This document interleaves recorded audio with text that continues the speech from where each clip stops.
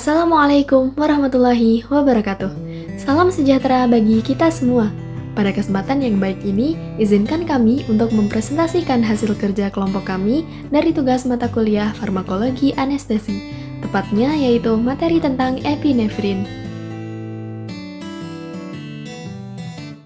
Sebelum kita mulai, izinkan saya memperkenalkan anggota kelompok kami. Yang pertama, Asyifa Lintang Ramadhani dengan ujung NIM 02. Yang kedua, Aziza Kutwatina dengan ujung NIM 42. Yang ketiga, Nadifa Celesta Andraya dengan ujung NIM 48.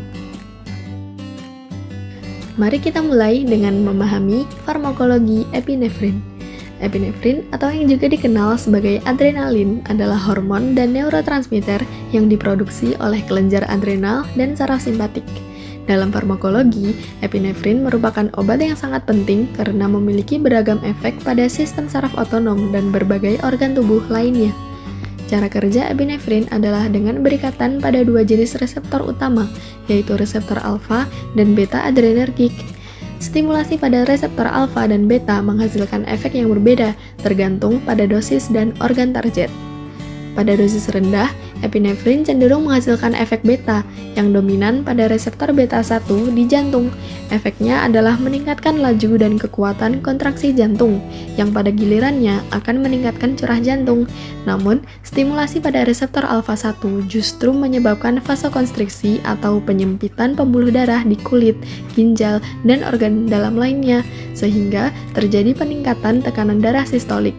Di sisi lain, stimulasi reseptor beta 2 menyebabkan bronkodilatasi, yaitu pelebaran saluran pernapasan di paru-paru, serta vasodilatasi atau pelebaran pembuluh darah di otot rangka.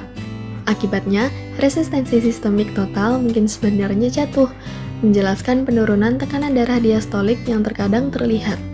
Adrenalin bekerja dengan berikatan pada reseptor adrenergik di berbagai jaringan tubuh. Terdapat dua jenis reseptor utama yang peka terhadap adrenalin, yaitu reseptor alfa dan beta. Reaksi obat tergantung pada jenis reseptor dan jumlahnya di berbagai organ. Selanjutnya, bentuk sediaan. Epinefrin tersedia dalam beberapa bentuk sediaan, disesuaikan dengan kebutuhan klinis. Bentuk yang paling umum dijumpai di Indonesia adalah sediaan injeksi. Injeksi epinefrin tersedia dalam konsentrasi 1 mg per mililiter. Biasanya, obat ini diberikan melalui suntikan intramuskuler, subkutan, atau intravena, tergantung pada kondisi pasien dan tujuan pengobatan. Salah satu alat yang sering digunakan adalah autoinjektor yang berisi 0,3 mg per 0,3 ml epinefrin. Autoinjektor ini digunakan untuk penanganan darurat seperti anafilaksis dan dapat disuntikkan dengan secara intramuskuler atau subkutan. Di Amerika Serikat, sediaan inhalasi epinefrin pernah digunakan untuk asma, namun kini sudah tidak tersedia. Di Indonesia, bentuk yang umum dijumpai adalah solusio injeksi 1 mg per mililiter dalam ampul. Selanjutnya, mari kita bahas mengenai dosis dan cara pemberian epinefrin untuk beberapa kondisi. Yang pertama, untuk menangani shock anafilaksis. Yang kedua, untuk bantuan hip dasar dan resusitasi jantung paru atau RJP. Yang ketiga, untuk menangani shock septik. Dan yang terakhir, untuk bradikardia yang tidak bisa ditangani dengan atropin.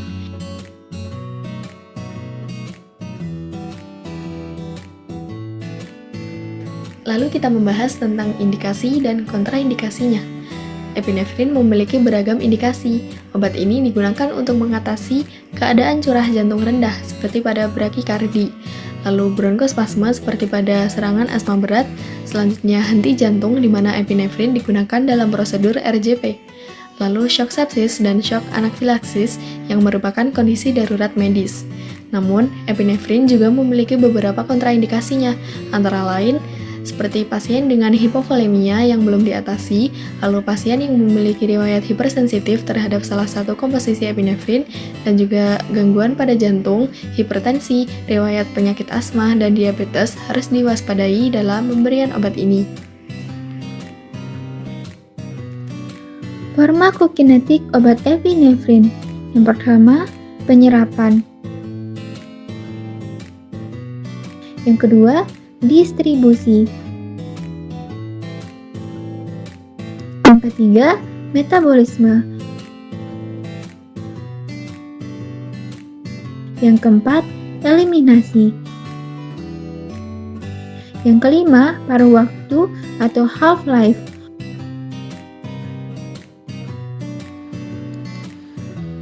Farmakodinamik obat epinefrin. Farmakodinamik mengacu pada interaksi epinefrin dengan reseptor di berbagai jaringan dan organ dalam tubuh. Ketika epinefrin berikatan dengan reseptor yang tepat, ia akan menghasilkan berbagai efek fisiologis. Jadi, obat epinefrin itu menimbulkan beberapa efek samping. Yang pertama, reaksi alergi. Contohnya kulit kemerahan, bengkak, hangat, atau nyeri di tempat suntikan dan juga sulit bernafas. Yang kedua, gangguan kardiovaskular.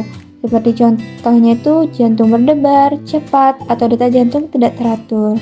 Yang ketiga, gangguan sistem saraf. Contohnya merasakan pusing, tubuh terasa lemah, sakit kepala, dan gemetar tak terkendali pada bagian tubuh tertentu. Yang keempat, gangguan sistem pencernaan. Contohnya mual dan juga muntah. Yang kelima, gangguan fungsi ginjal, seperti penurunan volume atau frekuensi buang air kecil.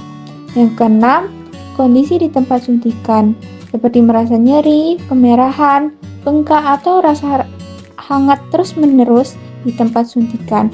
Yang ketujuh, berkeringat, merasa kegugupan, kecemasan, atau kegelisahan. Yang kedelapan, kulit pucat, bibir atau kuku kebiruan, dan pembekakan di kaki atau pergelangan kaki.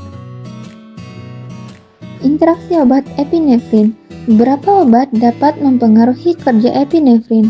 Di antaranya, yang pertama, diuretik. Contohnya, indapamida, furosemid, spironolakton, hidroklorotiazid. Nah, obat ini bekerja meningkatkan pengeluaran cairan atau garam lewat ginjal. Obat ini juga bisa mempengaruhi respon tubuh terhadap epinefrin karena mengubah keseimbangan cairan dan elektrolit. Yang kedua, antihipertensi atau penurunan tekanan darah. Contohnya, propanolol, timolol, carvedilol, nebivolol, dan bisoprolol. Nah, obat ini dapat mengurangi efek epinefrin pada jantung, sehingga respon terhadap terapi darurat bisa berkurang. Yang ketiga, obat untuk gangguan sistem saraf. Contohnya, entacapone dan bromokriptin. Biasanya obat ini digunakan untuk Parkinson atau gangguan neurologis. Obat ini juga bisa memodifikasi efek sistem saraf dari epinefrin. Yang keempat, ada antidepresan, contohnya amitriptilin. Obat ini dapat meningkatkan risiko aritmia atau tekanan darah tinggi bila digunakan bersamaan dengan epinefrin. Yang kelima, ada antibiotik, contohnya linezolid. Yang keenam, ada anti-migrain, contohnya ergotamin. Obat ini bisa memperberat vasokonstriksi jika dikombinasi dengan epinefrin, sehingga menimbulkan risiko seperti hipertensi dan iskemia. Yang ketujuh, obat untuk gangguan sistem reproduksi, contohnya metilergonofin. Obat ini sering dipakai untuk perdarahan pasca persalinan, juga bisa meningkatkan vasokonstriksi. Yang kedelapan, ada tonik herbal seperti obat tradisional Tiongkok, suplemen, dan obat bebas lainnya. Selain 8 di atas, makanan yang berkafein, contohnya seperti kopi, teh, atau coklat, juga bisa mempengaruhi kerja epinefrin bila dikonsumsi dalam jumlah yang besar. Tanggung jawab penata anestesi terhadap obat epinefrin. Penata anestesi punya peran penting dalam menangani kondisi gawat darurat. Epinefrin adalah obat emergensi yang harus digunakan dengan cepat dan juga tepat.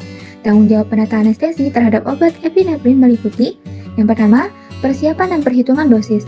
Penata anestesi menyiapkan epinefrin sesuai dengan kondisi pasien seperti henti jantung atau anafilaksis dengan perhitungan dosis yang akurat. Yang kedua, pemberian obat sesuai dengan indikasi dan juga rute. Penata anestesi mengetahui cara dan juga rute pemberian yang benar, misalnya injeksi intramuskular untuk anafilaksis atau intravena untuk henti jantung. Yang ketiga, pemantauan respon pasien. Penata anestesi mengamati tanda vital pasien seperti tekanan darah, nadi, dan juga saturasi setelah pemberian obat untuk menilai efek dan mendeteksi efek samping. Yang keempat, penanganan efek samping dan komplikasi. Penata anestesi harus siap menghadapi efek samping seperti jantung berdebar, gelisah, atau gangguan irama jantung sesuai dengan protokol. Yang kelima, koordinasi tim dalam situasi gawat darurat. Penata anestesi berkoordinasi cepat dengan dokter dan tim lainnya saat situasi gawat darurat terjadi. Yang keenam, dokumentasi pemberian obat. Penata anestesi harus mencatat waktu, dosis, rute, dan juga reaksi pasien direkam medis sebagai bukti dan tanggung jawab profesional. Yang ketujuh, menjaga ketersediaan dan penyimpanan obat.